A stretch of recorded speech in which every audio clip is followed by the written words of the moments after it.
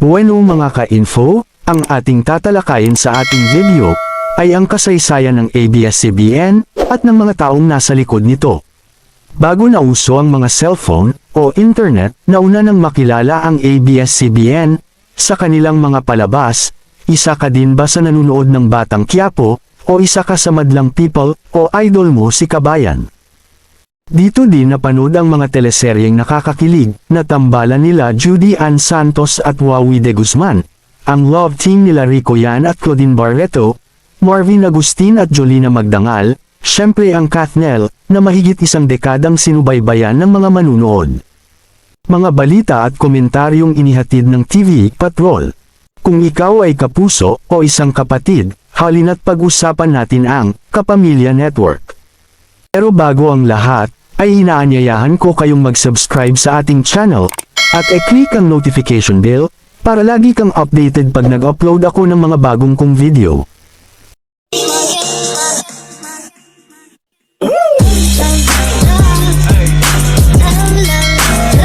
Ang mga Lopez ay isang maimpluwensyang pamilya na nagmula sa lalawigan ng Iloilo, isang lalawigan sa Visayas sa gitnang Pilipinas. Kumita sila sa mga negosyo tulad ng mga plantasyon ng asukal at shipping industry. Ang nagtatag ng ABS-CBN ay isang pang-apat na henerasyong Lopez, Eugenio Lopez Sr., anak ng dating gobernador ng Iloilo na si Benito Lopez at kapatid ni dating Vice Presidente Fernando Lopez. Ang Bolinao Electronics Corporation ay itinatag noong ika-13 ng Hunyo taong 1946. Itinatag ito ni James Lindenberg, isa sa mga founding father ng telebisyon sa Pilipinas, at isang American electronics engineer na pumasok sa radio equipment assembly at radio broadcasting. Noong panahong iyon, ang pinakamalaking kumpanya ng media ay ang Manila Broadcasting Company, kung saan ang DZRH ang nangungunang istasyon ng radyo.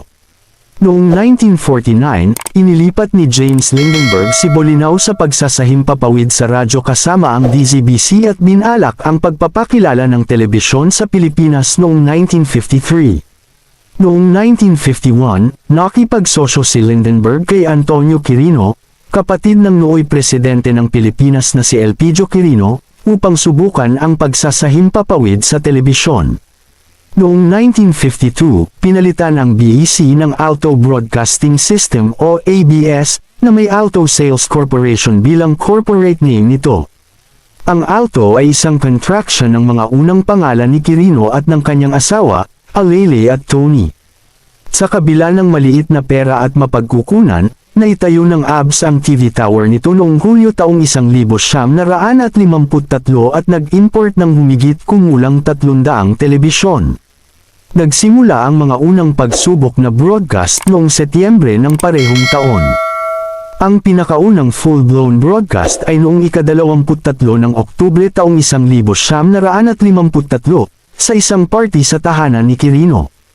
Ang unang programang ipinalabas ay isang garden party sa Quirino residence sa Sitio Alto, San Juan.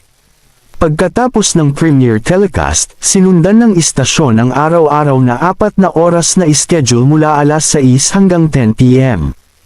Noong ika-16 ng Hunyo taong 1955, ang Republic Act No. 1343 na nilagdaan ni Pangulong Ramon Magsaysay ay nagbigay ng prangkisa sa pagsasahimpapawid ng Manila Chronicle, na humantong sa pagbuo ng Chronicle Broadcasting Network. Ang Chronicle Broadcasting Network o CBN ay itinatag noong ika-24 ng Setyembre taong 1956 nina Eugenio Lopez Sr. at ng nooy pangalawang Pangulo ng Pilipinas na si Fernando Lopez. Ang network sa una ay nakatuon lamang sa pagsasahimpapawid sa radyo. Inilunsad nito ang sarili nitong istasyon ng TV, DZXL TV9, noong ika-19 ng Abril taong 1958. Noong ika-24 ng Pebrero taong 1957, nakuha ni Don Eugenio ang ABS mula kina Quirino at Lindenberg. Makalipas ang isang buwan, nakuha din ni Don Eugenio ang Montserrat Broadcasting System. Sa huling bahagi ng 1950s, nakita ng anak ni Don Eugenio na si Jenny Lopez, Ang potensyal ng TV at radyo na maabot at maiugnay ang mga Pilipino sa buong kapuluan. Pagsapit ng kalagitnaan ng 1960, ang network ng ABS ang namumuna sa industriya ng radyo, kasama ang mga istasyon tulad ng DZXL at DZAQ Radio Patrol sa lugar ng Maynila, na nagtampok ng mga mamamahayag tulad nina Ernie Baron, Bong Lepira, Orly Mercado, Joe Tarok, Mario Garcia, June Ricafrent, Bobby Guanzon, at Ray Langit, at iba pa. Gumawa din ang ABS ng mga pambihirang tagumpay sa industriya ng TV sa pamamagitan ng pagkamit ng unang kulay ng TV broadcast ng bansa, mga unang broadcast ng satellite feed, sa panahon ng mga kamanghamanghang mga kaganapan kasama ang Man on the Moon, pagbagsak ng Ruby Tower, pagpasok ni Robert Kennedy at US presidential elections, at unang paggamit ng videotape. Itinampok nito ang mga nangungunang palabas noon, tulad ng Your Evening with Pilita at Tawag ng Tanghalan. Palakpakan po natin si Lupito at Foxy!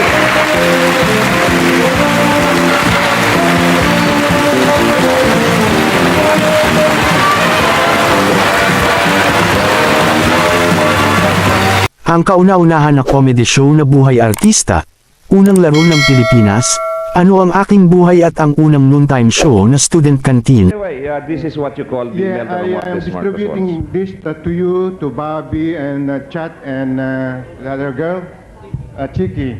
Okay. The other girl.